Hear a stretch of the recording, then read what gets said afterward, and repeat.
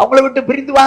நீ பிரிந்து வந்தால் மட்டுமே நான் உனக்கு பிதாவா இருப்பேன். அவிசுவாசிகளோட ஐக்கியம் வைக்காதன்றாரு. ஐக்கியம் வைக்காத. அதனால நம்ம அவங்கள விட்டு விலைன்னு ஓடிடணும் அப்படிங்கறது சொல்ல. அவங்கள சாப்பிடலாம், ஆனா அவங்களோட கூட ரொம்ப மிங்கிள் ஆகாதீங்க.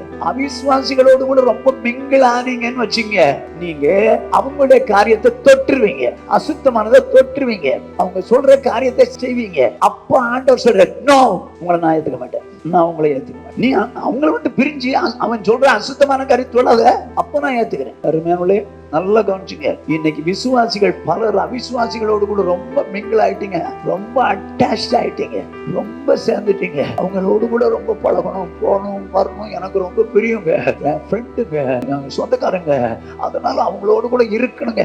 ரட்சிக்கப்பட்டவங்க, அவங்க ரட்சிக்கப்படாதவங்க கிட்ட உங்களுக்கு என்ன வேலை? என்ன வேலை? ஒண்ணும் போய் வசனம் சொல்லு, இல்ல அவங்கள விட்டு பிரிந்து வா. அதான் வசனம்.